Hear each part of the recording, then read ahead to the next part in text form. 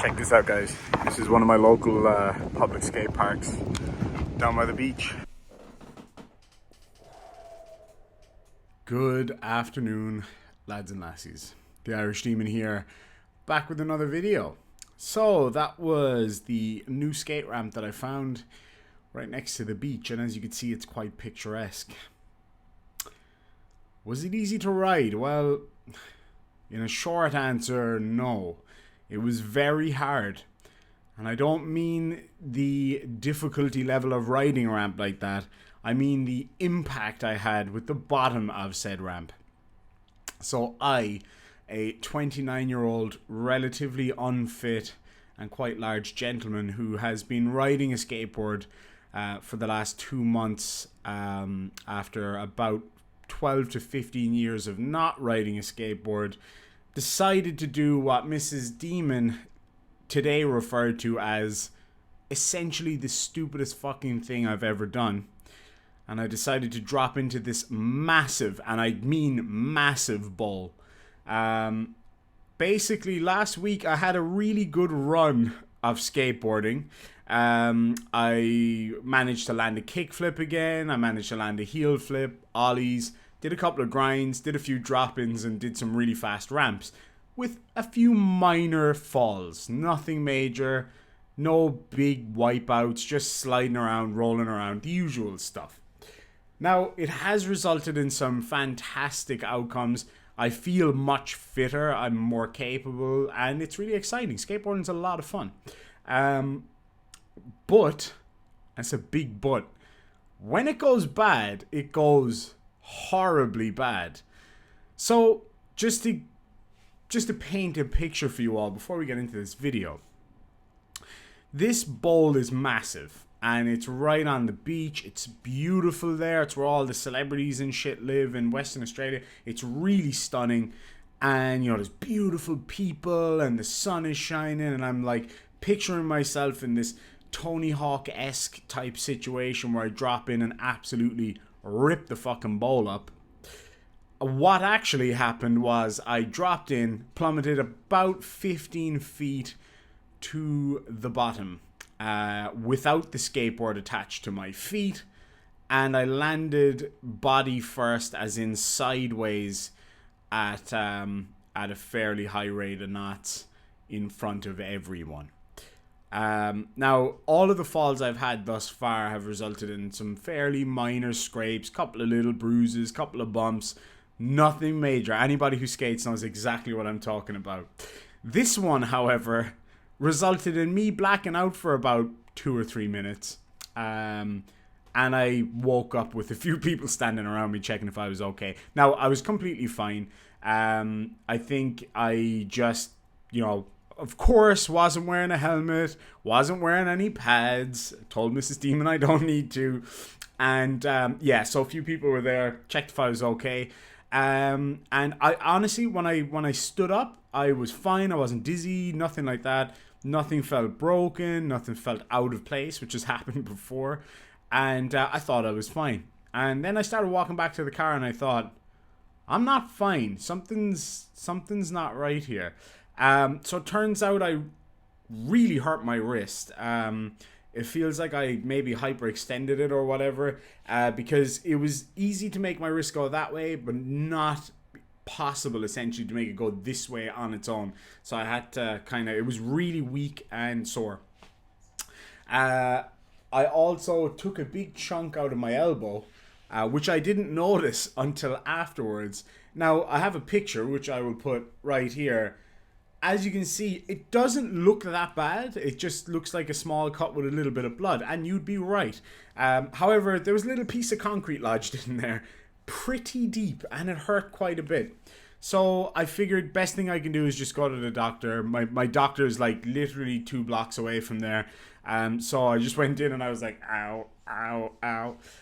So he wrapped me up in this. He said it felt like nothing was broken. He said, give it a day or two. I can move my fingers fine. It just kind of hurts a little bit. He figured that I might have a bit of a concussion, so just be careful and don't go to sleep and all this kind of stuff. Of course, first thing I did when I came home was go to sleep, but I'm fine. I woke up. That's a good start.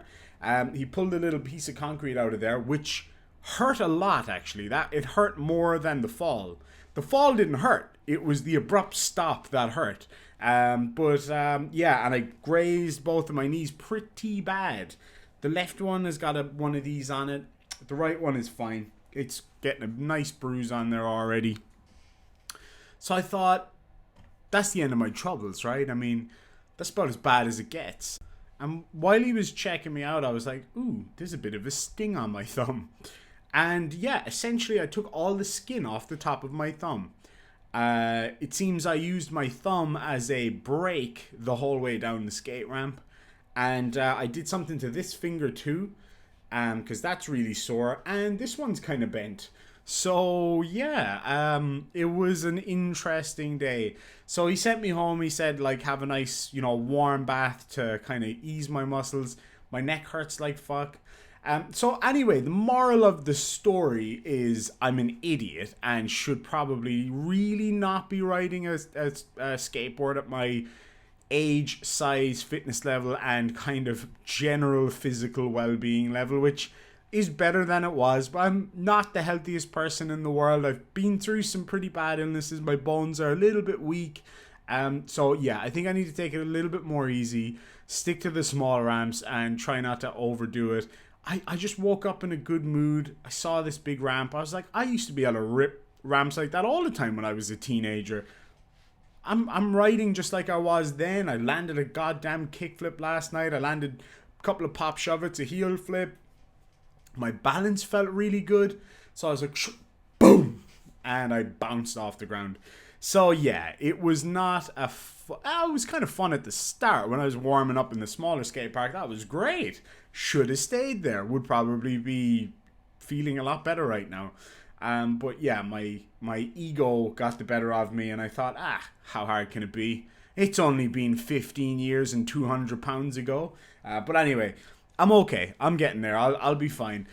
So lads and lassies, today's video is something I've been meaning to do for a couple of weeks, about a week, and I just haven't really gotten around to it, but now I'm doing it. So on one of my local community pages for the area we live in, it's kind of one of those pages where people can, ask each other, what's the best chemist around? Does anybody in the area walk dogs, for example? Did anybody hear that loud bang at the corner? Etc, etc. Just a general information page. But what I didn't expect from this page was for it to be a ghost busting page. And yeah, it gets really interesting. So I'm going to play the intro, and then we're going to get onto it.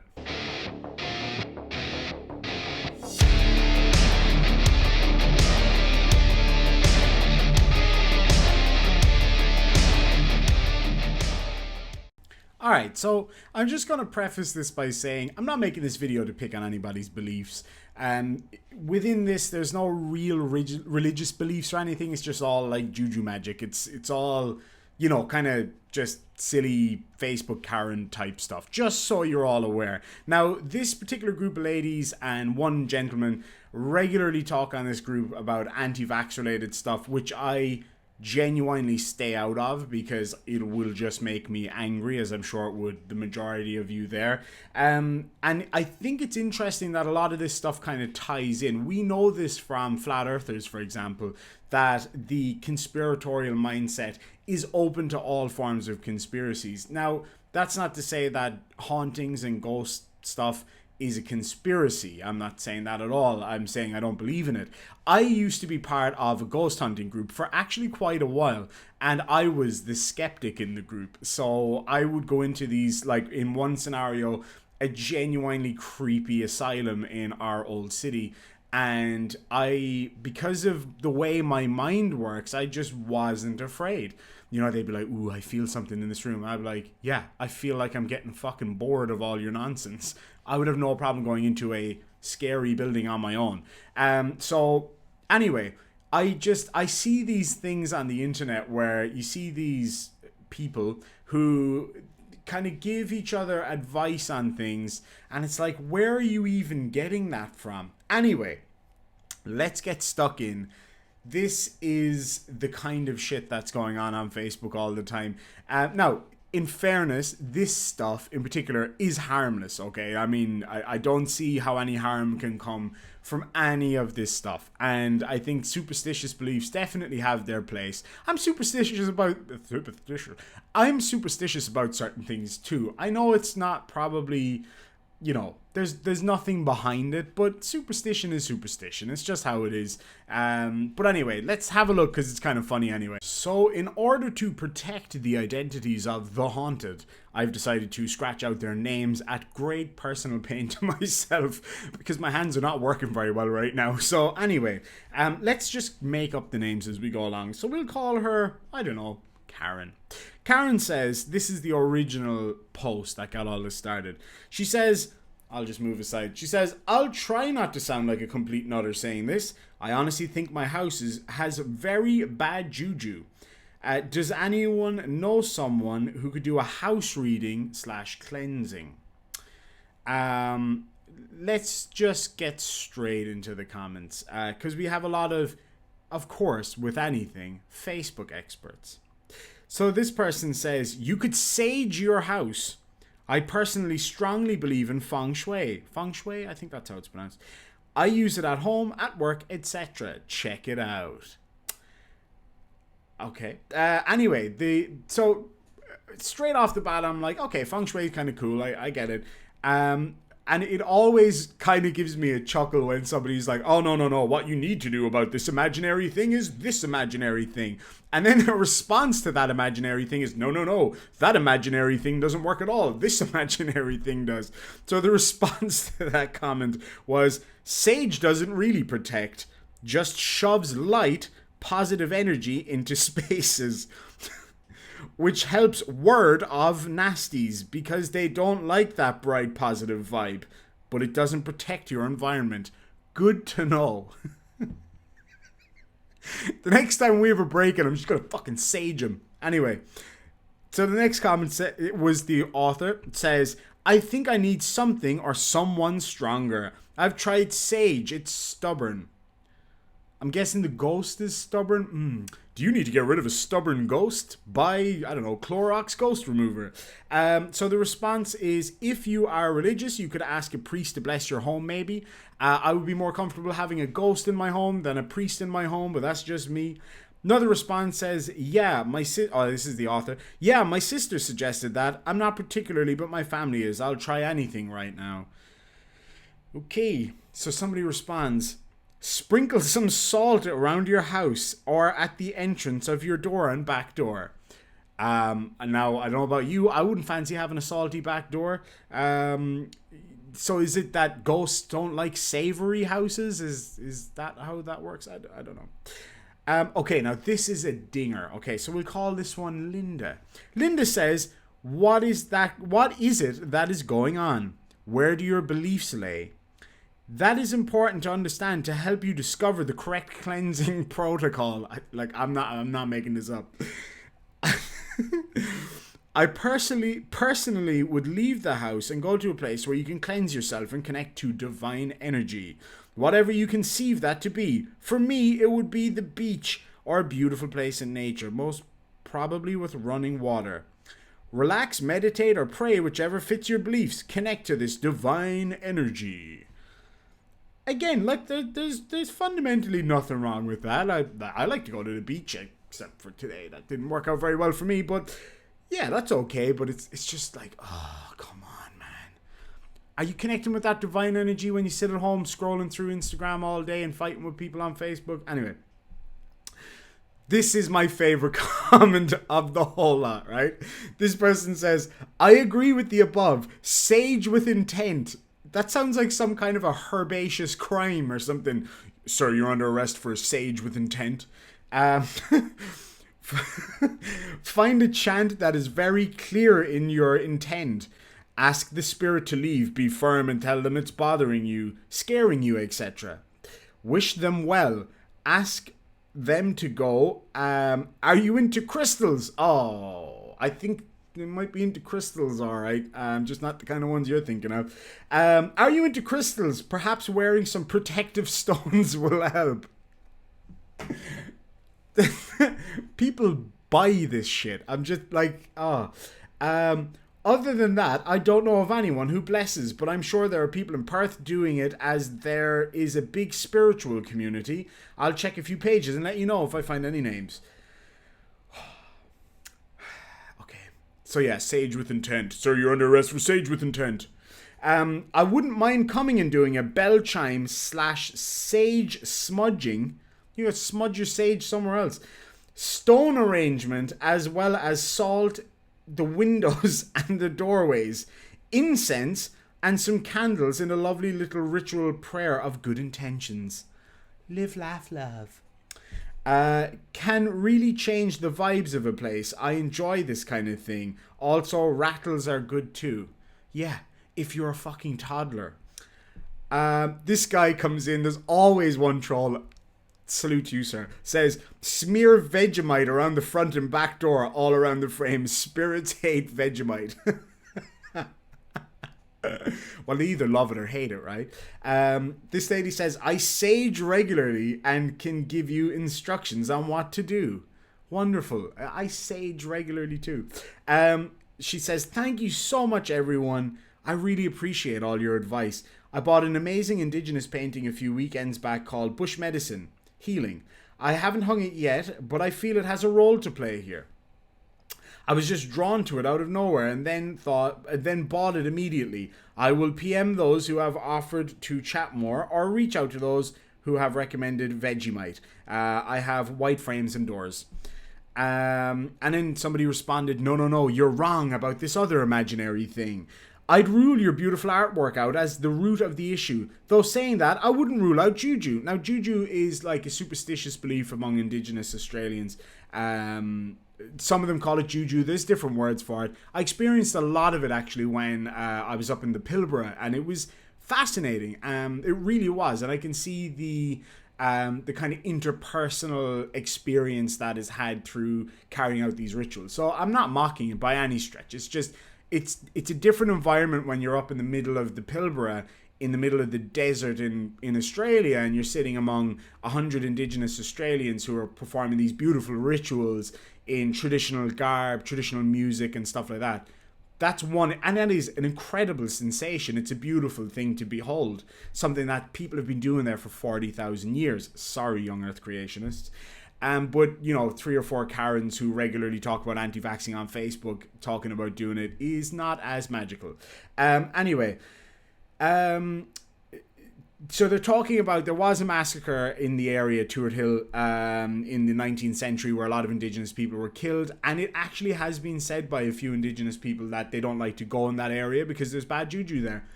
Again, I'm not ruling it out. I'm a skeptic, of course.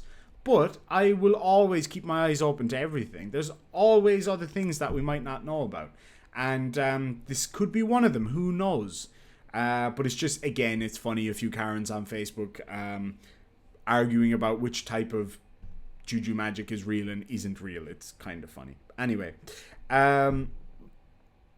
Okay, so this is the response from the author. She says, oh, wow.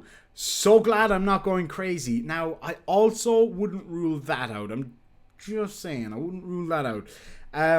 No, when I said the art had a role to play, I meant in healing. Good. That's what I was thinking too. If you think there is something in your house, don't try doing anything yourself or you can make it worse.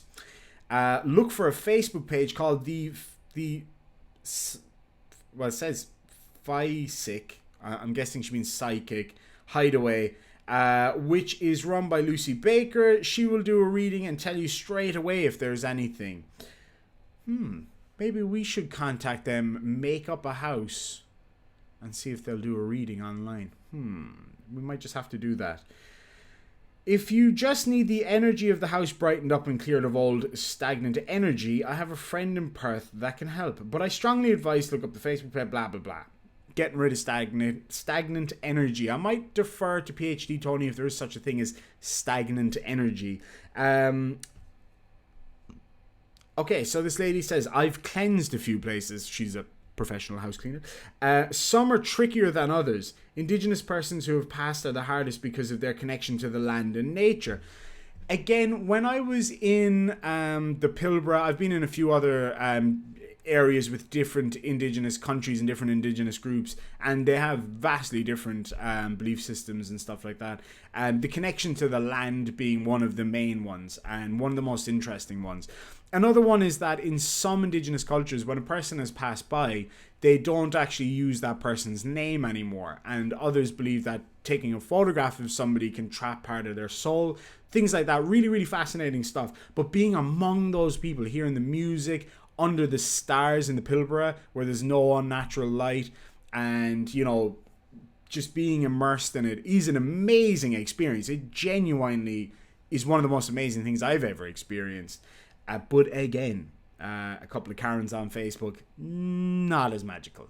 Not as magical. Especially when these particular ladies talking about, you know, good energy and live, laugh, love are the same ones that call people Nazis for wanting to take a vaccine. Just saying, one or two of these ladies are nasty, nasty women, to quote Donald Trump for some reason. But anyway, so she's cleansed a few different places, indigenous people, connection to land, etc.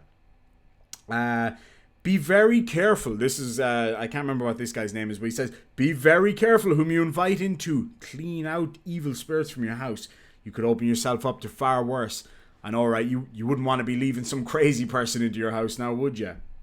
And this is a really interesting one. This is something I can definitely vibe with. Somebody says, Buddhists believe the best way is to perform some type of virtuous act and offer its merits to whomever is still around. You can do that by performing some sort of charitable or generous act in memoriam to whoever you believe is troubling you over there. Maybe once every year on a date that you believe will be meaningful. It is important to make sure it is joyous and genuine. Of all the comments here, and I've actually spoken to that person in a completely different thing. He's actually, he or she, I can't remember, doesn't really matter, is a really, really lovely person. And that is the one comment that I probably agree with the most there.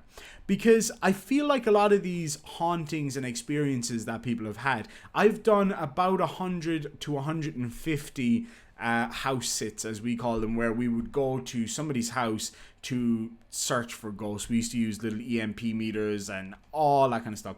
And but I was the skeptic, and I would talk to the people and explain to them that the phenomena that they're experiencing might not actually be ghosts, for example, and offer them an alternative. That was my thing. And I still regularly speak to a few people from that group, and we have, you know, we reminisce about the old days. So anyway, that's a different thing. So that comment, I think, is actually the most constructive one there, and the one that I would advise to follow if any of you are going through a haunting. What I've found over the years now it's been a long time since I've done these ghost hunting activities. It's been about 7 or 8 years. But what I found, and one of my colleagues in that group found, was that a lot of the individuals that would call us to do private house sits were going through some kind of a major event themselves, be it the passing of a beloved family member, some traumatic experience, or that they were maybe aware of a traumatic experience within the house. And speaking to these people from the group that I was in over the past couple of weeks, they've actually said since the COVID lockdowns, there has been an enormous amount of hauntings. Now, I feel like a lot of it coincides with the individual headspace of people living in whatever house they're in. Be it that the house is dark and dingy. Yeah, leaving in light might actually help. But I think going out and doing a constructive thing for people and dedicating it, obviously, I don't believe that there's a ghost haunting your house, and dedicating a good act to them is going to actually do anything other than what it does to the individual person themselves. That's why at the end of a lot of my videos I tell people, and I'll stress it now, if you do anything today, do something good for somebody else. I don't believe in karma. I don't believe in any of that kind of stuff. But I do believe that spreading goodness and kindness and warmth and love is a good thing. The world is a very cold place. And you know, I love Australia, but it is a very cold place compared to Ireland, for example. Ireland's a very friendly country. And so for me, I always try to spread just a little bit of love, just a little bit of kindness. It does make a huge difference to that person and to yourself. You feel good when you do things like that. And if you're bringing that good vibe and feeling back into your home, you know, if you feel good about an act that you've done and you go home and you chat with your partner and things are a little bit nicer, It doesn't have to be hateful and horrible all the time as the internet, because let's face it, we live on the internet. It doesn't need to be that horrible all the time. So while I definitely disagree with the spiritual, and here's the thing. I've got a lot of friends who are from different religious backgrounds who are spiritual, and that's fine. I've got no problem with that whatsoever. But what I don't like is this pseudo-spirituality, trying to one-up each other on how spiritual and live, laugh, love they are.